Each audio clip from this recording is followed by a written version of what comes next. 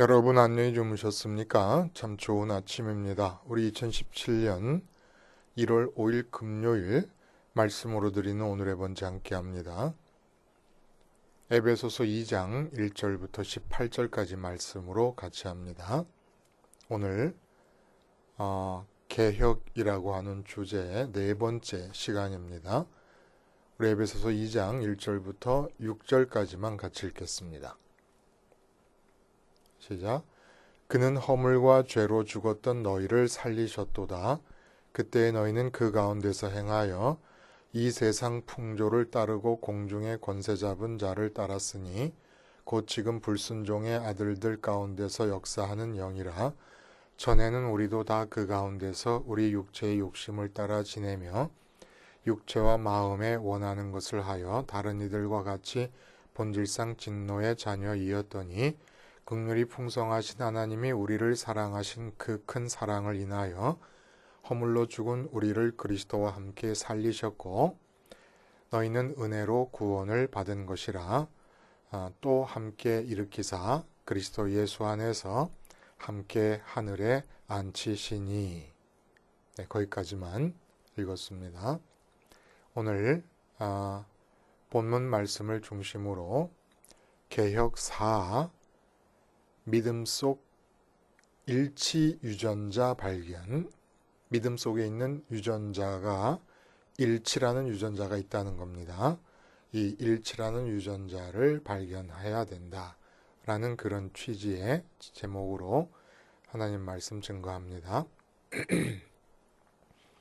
요즘 우리 한국 지금 이 정치 상황이 정말 점입가경이라고 하지요. 나라 안의 분열 상태가 더 이상 가능하겠는가 싶은 생각이 들어요. 남북이 분열되어 있고 늘 얘기하는 대로 영호남이 갈라져 있고 또 계층 간의 반목이 점점 더 커가고 있습니다. 그런데 이 상황을 보면은 최순실 국정농단을 계기로 새누리당에서 비박계 의원들이 탈당했잖아요. 근데 또 임명진 목사님이 비대위원장이 되면서 잔류 인원 중에서 진박과 친박의 분열 조짐이 보인다고들 합니다. 또 민주당에서 국민의당이 분열해 나왔습니다.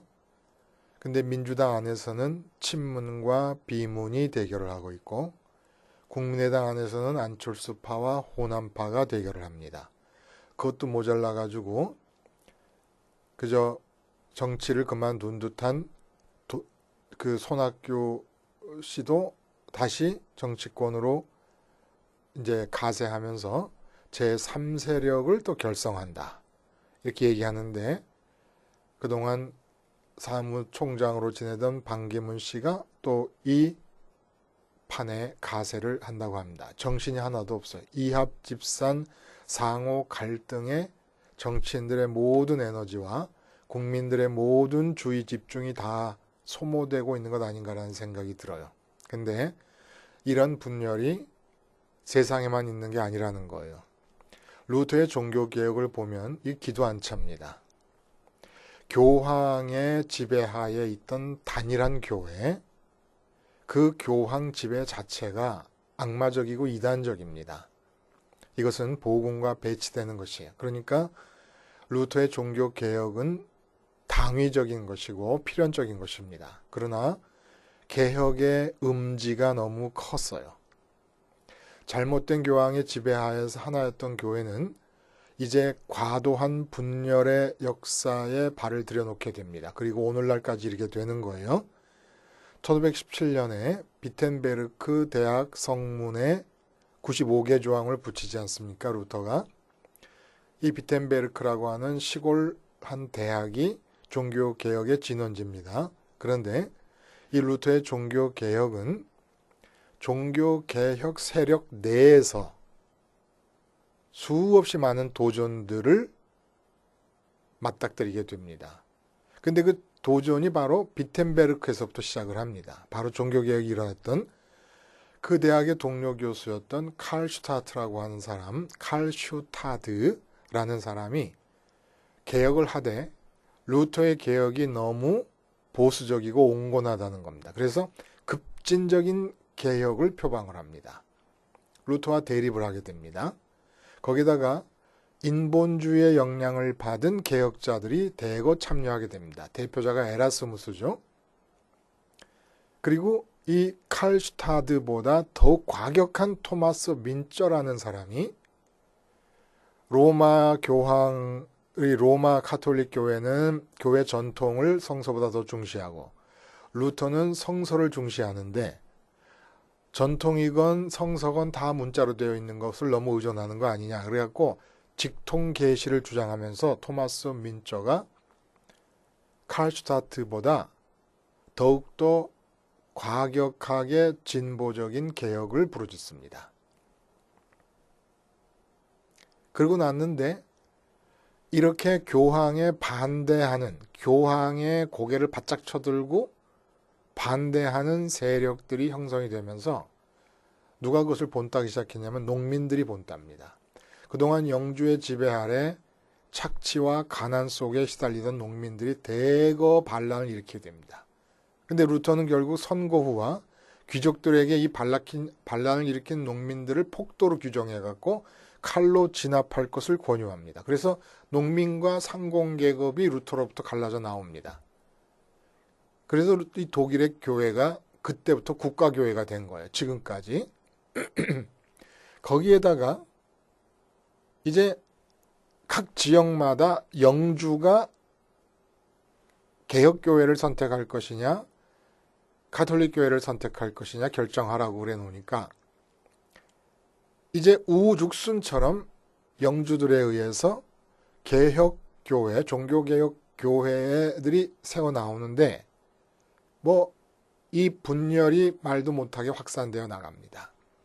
스위스에서 쯔빙글리는 루터의 성만찬 공존설에 반대해갖고 상징설을 내세우면서 갈려져 나가고 또 쯔빙글리가 너무 보수적이라 그래갖고 스위스에서 급진 개혁파가 생기는데 이게 바로 제세례파입니다.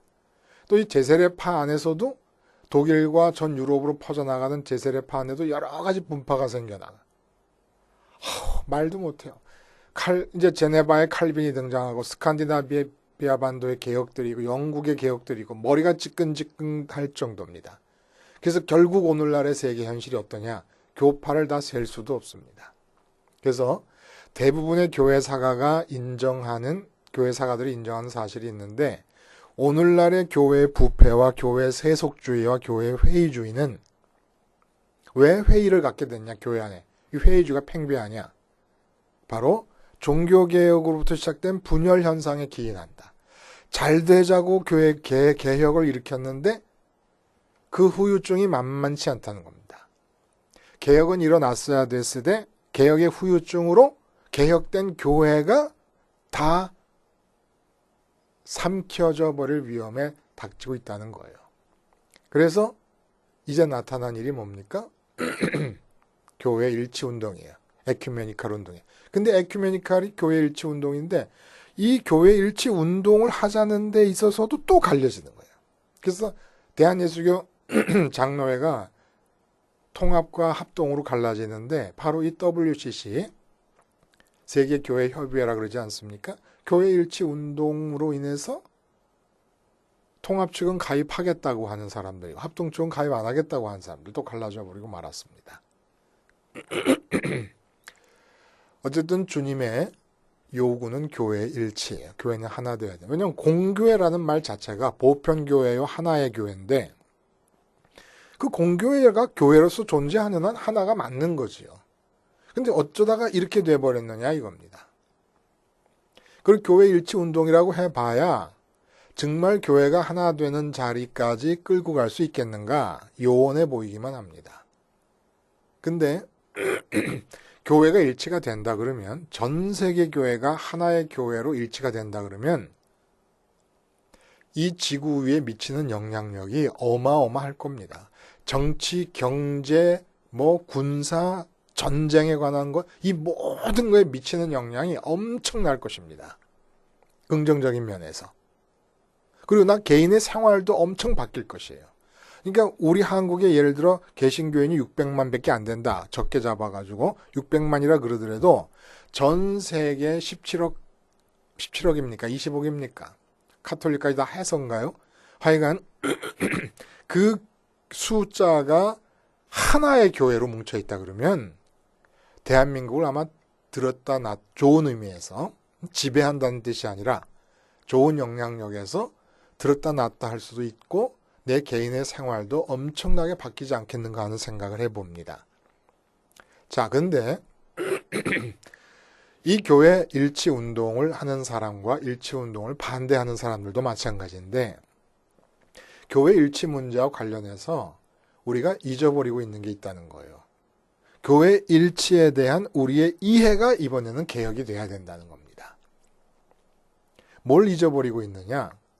교회 일치는 인위적이고 의도적인 교파 간의 대화나 아니면 사업을 두고 하는 협력 등을 통해서 이루어질 일이 절대로 아니라는 사실을 왜 모르는지 모르겠다는 겁니다. 장담컨대 어떻게 해서 그런 인위적인 노력을 통해서 일치를 이루었더라도 얼마 못 가서 또 균열할 것입니다. 그러니까 교회 일치는 당위적인 것이고 마땅한 것이로되 인위적으로 교파와 교파 간의 대화나 협력을 통해서 될 수 있는 일이 아니라는 거예요. 그럼 도대체 어떻게 되는 것이냐? 전부 예수님을 믿잖아요. 그렇죠? 교파가 달라도 예를 들어 뭐 장로교회가 있고 감리교회가 있다. 또 장로교도 통합이 있고 합동이 있다. 침례교도 있고 성결교도 있고 많잖아요. 그러면 그 교파들 간에 서로 다른 미세한 교리들의 차이를 드러내놓고 얘기하면서 서로가 서로를 인정해주며 일치를 이룬다. 이런 거 아니라는 거예요. 아무리 미세한 차이를 각자 갖고 있는 교파들이라도 예수님은 믿지 않습니까? 예수님을 믿지 않는 것들에 대해서야 무슨 얘기할 필요가 있겠습니까? 지금 여기서 예수님을 믿는다고 가정했을 때 그 예수님에 대한 믿음이 어제 우리가 얘기한 대로 오직 믿음으로 오직 기쁨으로 라고 말했듯이 오직 기쁨으로라고 하는 슬로건을 통해서 오직 믿음으로라고 하는 말이 검증될 수 있고 증명될 수 있다면 진짜 믿음이다라고 하는 게 예수님에 대한 믿음이 그렇다면 각자가 내가 지금 무엇으로 기뻐하는가, 무엇으로 기뻐하고 싶어 하는가 라는 것을 점검해서 내가 예수님과 예수님이 놔주신 길을 통하여 만날 하나님으로 기뻐하려 하는구나 라는 믿음을 각자가 확인하면 그러면 공교회가 이루어지고 그러면 일치라는 단어를 우리가 전혀 모른다고 하더라도 교회의 존재 자체, 공교인으로 이루어진 공교회는 예수님이 베드로의 신앙 위에 세우시겠다고 하셨던 그 공교회가 회복이 되면 일치라는 단어를 몰라도 일치되어 있는 거라는 겁니다. 다시 말하면 예수님에 대한 올바른 믿음은 그 자체 안에 일치의 유전자를 갖고 있다는 거예요.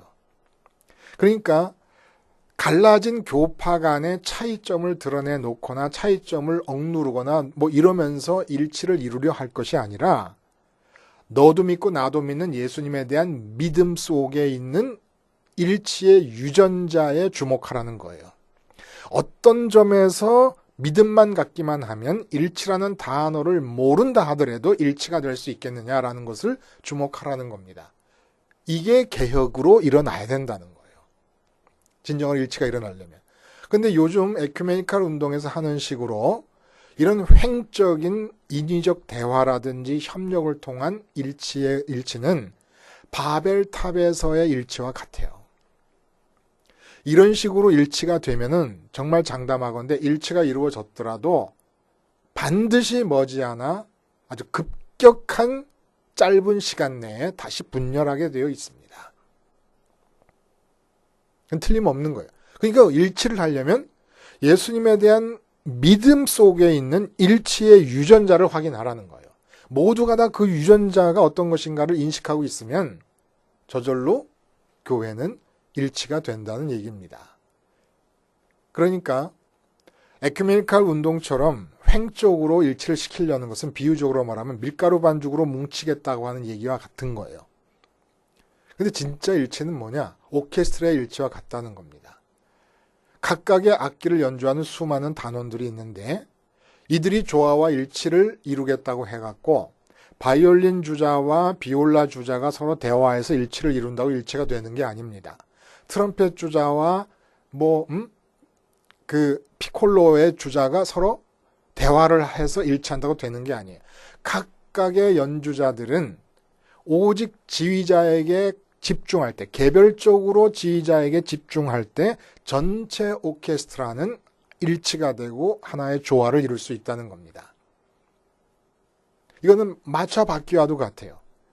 일치를 이룬다고 마차 살이 옆에 있는 살과 하나가 되겠다고 붙어버리면 전체 마차 바퀴는 일치가 되고 조화를 이룰 수 없습니다. 각자의 마차 바퀴의 살들이 축을 향하여 뻗어나가 있을 때 바퀴 전체는 일치와 조화를 이룰 수가 있다는 겁니다. 그것을 본문이 어떻게 얘기해주고 있느냐. 오늘 본문이 바로 믿음 속에 들어있는 교회 일치의 유전자에 관한 것을 우리에게 드러내 보여주고 있다는 거예요. 일치라고 이름 지을 수 있는 유전자가 그 안에 들어있다는 겁니다. 우리가 읽지 않은 부분의 본문에서 11절부터 18절까지 무슨 얘기를 하냐면 에베소서 교회 교인들에게 편지를 할 때 에베소서에 있는 교인들아 너희는 이방인들이 아니었냐. 그러니까 그리스도 바깥에 있는 존재들이었고 할례 받은 사람들에게 무할례자라는 고 해서 담을 쌓고 살아야만 되는 그런 사람들이었다. 근데 그리스도께서 죽으심으로 말미암아 너희가 그 유대인들과 이방인들인 너희가 하나가 될 수 있었다. 라는 얘기를 하고 있는데 이렇게 되기 위한 내막을 우리가 읽은 1절에서부터 6절까지 말씀을 해 주신다는 겁니다. 어떻게 이방인들로 이루어진 에베소 교회와 유대인들로 이루어진 예루살렘 교회가 하나의 교회로 일치를 볼 수 있을 것인가 라고 하는 것에 대해서 가르쳐 주시는데 여기 바로 믿음 속에 들어있는 일치의 유전자에 대해서 얘기를 해주고 있다는 거예요. 그 보면은 이런 말이 나옵니다. 그때 너희는 그 가운데서 행하여 세상 풍조를 따르고 공중의 권세 잡은 자를 따랐으니 라는 말이 나와요.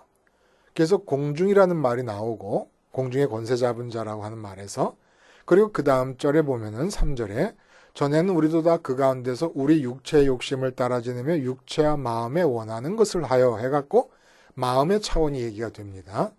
그리고 6절에는 함께 일으키사 그리스도 예수 안에서 함께 하늘에 앉히시니 라는 얘기가 나와요. 바울의 세계관이 여기서 표현되고 있습니다. 육체의 차원이 있어요. 그리고 그 위에 마음의 차원이 있는데 그 마음의 차원은 공중이라고 얘기를 합니다. 그리고 공중 위에 하나님이 계신 하늘이 있습니다. 그리스도께서 승천해 계신 하늘이 있습니다. 육체의 차원이 있고 마음의 공중의 차원이 있고 그리고 하나님 영이신 하나님께서 계시는 하늘이 있습니다. 이 세계관 속에 일치의 유전자가 들어있다는 거예요. 교회 일치의 유전자가. 무슨 얘기입니까? 육체의 욕심을 따라 지내며 육체와 마음에 원하는 것을 하여 이렇게 얘기합니다. 공중의 권세 잡은 자를 따르는 것이 육체의 욕심을 따라 지내며 육체와 마음이 원하는 것이라고 그랬어요. 육체와 마음이 원하는 것이란 무슨 뜻이겠습니까? 마음이 육체를 통해서 접하는 것들을 마음의 공백을 채우기 위한 것들로 붙잡고 쫓아가는 걸 말하는 겁니다. 육체가 없으면 전혀 만날 수 없는 것들이 있지 않습니까? 심지어 가족조차도. 근데 마음과 육체가 원하는 것, 육체와 마음이 원한다는 것은 마음이 육체가 있음으로 접하게 되는 사물이나 사람, 어떤 대상이든지 간에 마음의 공백을 메꿀 수 있을 거라고 믿어서 그것에 마음을 주고 그것이 내 마음을 채워주기를 바라는 그 상태. 이게 바로 본질상 진노의 자녀라는 거예요. 이게 마음이 하늘과 육체의 차원 중간에 있으면서 그럼 어떻게 했어야 되느냐? 육체가 어떤 것을 접하든지 간에 마음은 하늘에 계신 하나님으로 마음의 공백이 채워질 거라고 믿었어야 된다는, 위로 마음을 보내드렸어야 된다는 겁니다. 근데 육체와 연합을 하면서 육체가 만나는 것들로 마음을 아래로 보내버렸다는 거예요. 근데 이렇게 아래로 보낸 결과가 뭐냐? 이방인이라고 욕하고, 이방인들은 유대인의 율법주의다 뭐다라고 욕하고, 마음이 육체를 따라 아래로 가버리면 나타나는 현상이 분열이라는 겁니다. 그러니까 루터에게 칼슈타트가 반발을 하고 분열을 일으켜서 튕겨져 나온 것도 개혁이라고 하는 것을 내 육체를 가지고 몸소 실천해 나갈 때에 루터가 지향하고 생각하는 개혁의 템포라든지 개혁의 법이라든지 하는 것들이 전혀 맞지 않는다는 거예요. 근데 만약에 칼슈타트가 그렇게 육체로 행동해야 될 것을 마음으로 붙잡고 루터와 다르다고 분열하지 말고 마음이 그리스도와 함께 죽어서 하늘로 올라갔다 그러면 어떤 일이 벌어질까요? 마음이 하늘로 올라가는 겁니다. 그래서 이 얘기를 골로새서 3장에서는 이렇게 얘기하고 있어요. 그러므로 너희가 그리스도와 함께 다시 살리심을 받았으면 위의 것을 찾으라. 거기는 그리스도께서 하나님 우편에 앉아 계시느니라. 위의 것을 생각하고 땅의 것을 생각하지 말라. 이는 너희가 죽었고 뭐에 대해서 죽었고 이 아래 세상에 대해서 죽었고 너희 생명이 그리스도와 함께 하나님 안에 감추었습니다. 생명이 뭐예요? 내 마음의 공백을 채워줄 수 있는 게 생명입니다. 나로 하여금 살아있다는 걸 느끼게 해줄 것. 나로 하여금 기쁨과 만족을 느끼게 해줄 수 있는 것. 그게 생명이거든요. 그러니까 공중에 있는 마음이 위로 하늘로 올라갔어야 되는데 공중을 마귀가 권세를 잡게 되면서 마귀의 지배 아래 있게 되면서 우리 마음이 육체 아래로 그냥 꼬나 박혀버렸다는 겁니다. 그러니까 육체로 만나는 것들을 마음이 붙잡으며 반응하게 되니까 종교개혁을 하는 중에도 서로 분열이 일어나는 거예요. 마음이 육체에 묶여 있음으로써 내 육체로 만나는 것들 중에 좋다 나쁘다라고 분별하고 좋은 것을 마음에 끌어들이려고 그러고 나쁜 것을 배척하는 한 분열과 균열은 필수적이 되어버리고 맙니다. 분열의 이유가 뭐냐? 내 마음이, 공중에 있는 내 마음이 공중에 권세 잡은 마귀의 지배 아래서 육체에 묶여버렸기 때문에 그렇다는 거예요. 육체에 묶였다는 것은 육체를 통해 만나게 되는 것들로 마음을 채우고 싶어 할 때, 또 육체를 통해 만나게 되는 것들 중에서 나쁘다고 판단돼서 밀어내려고 할 때, 이 분열과 균열은 어쩔 수 없이 일어나요. 심지어는 부부관계, 부모와 자식관계, 형제관계, 자매관계도 다 왜 분열이 일어나느냐? 공중에 있는 마음이 육체에 달라붙었기 때문에, 공중 권세 잡은 마귀가 억누르는 바람에, 위를 차단시켜버리는 바람에 아래로 내려왔다는 거예요. 그럼 주님께서 이제 어떻게 하십니까? 바로 우리가 마음이 육체에 묶여 있으니까 육체의 차원으로 내려오십니다. 하늘에서. 그래가지고 우리들의 마음이 예수님께 오게끔 만드셔서 마음을 다 끌어안고 십자가에서 죽어버리십니다. 그러니까 육체를 쫓고 있던 우리 마음이 그게 죄의 상태인데 십자가에서 죽어버린 거예요. 그리고 주님께서 부활하셔서 승천하실 때 그 주님을 따라 우리 마음이 하늘로 올라갑니다.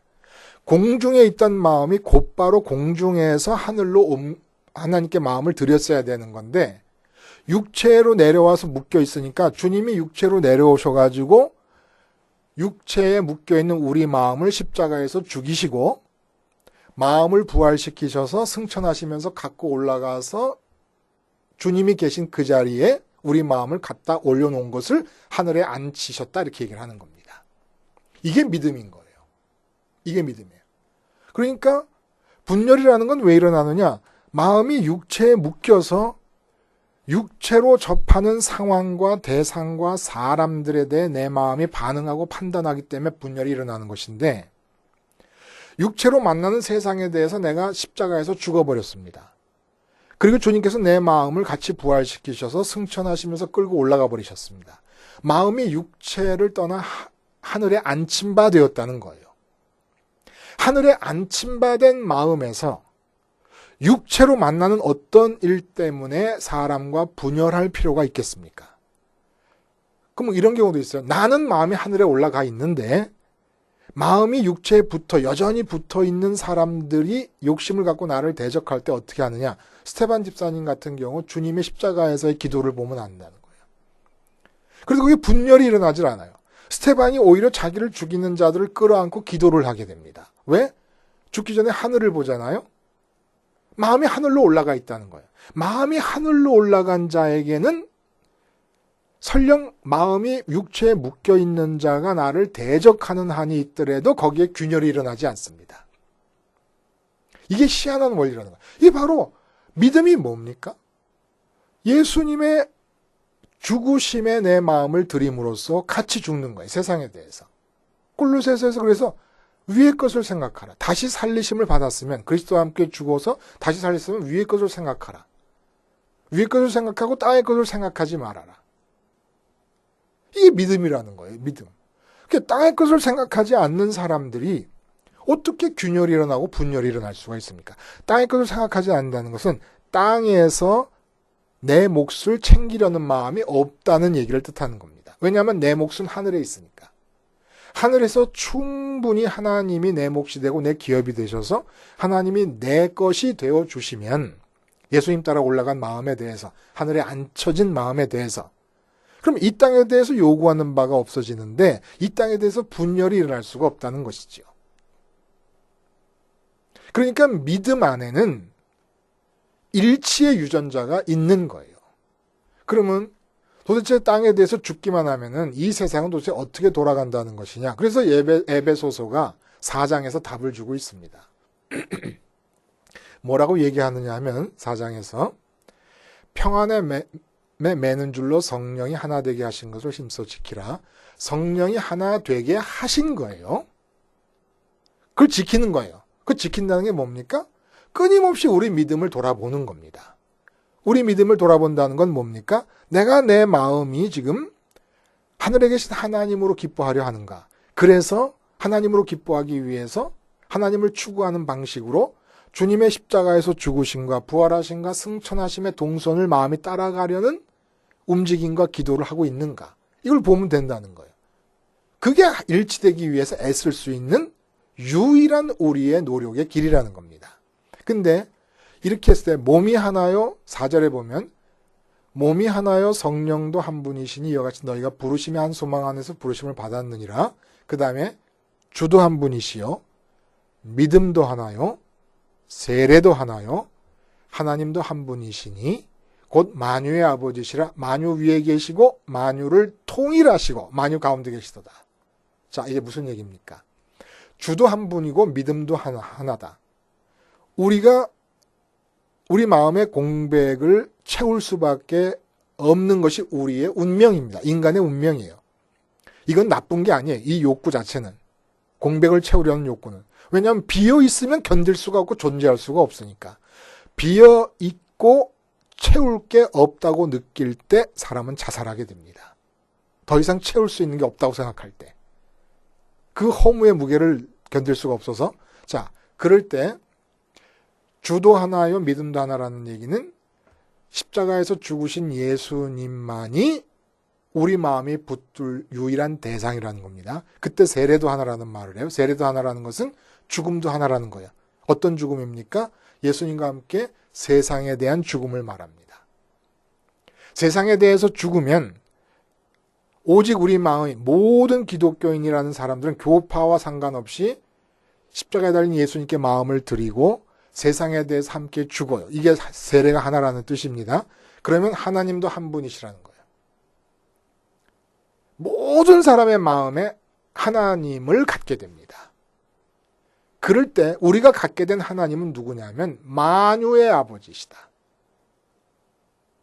김서방이 만나는 거, 박서방이 만나는 거, 김집사님, 박집사님, 최권사님, 이권사님, 그분들이 만나는 모든 것들이 다 하나님의 것입니다. 거기다가 그래서 만유 위에 계시고 만유를 통일하십니다.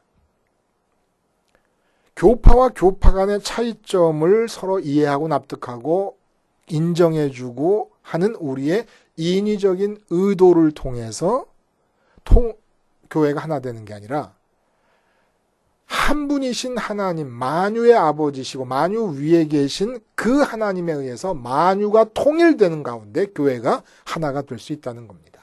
하나님에 의해서 하나가 되는 거예요. 우리는 뭐 하는 겁니까? 각자가 참 믿음에 전념하는 겁니다.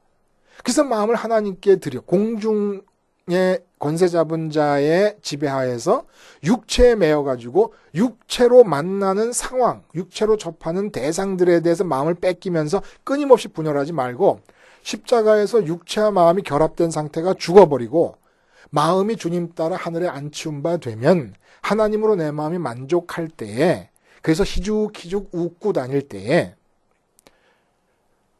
믿음으로 오직 믿음으로 오직 기쁨으로 제자리에 서 있는 나와 오직 믿음으로 오직 기쁨으로 제자리에 서 있는 앞집에 사는 김집사님이 만유 위에 계시고 만유를 통일하시는 하나님에 의해서 필요한 일을 조화롭게 해나가게 된다는 겁니다.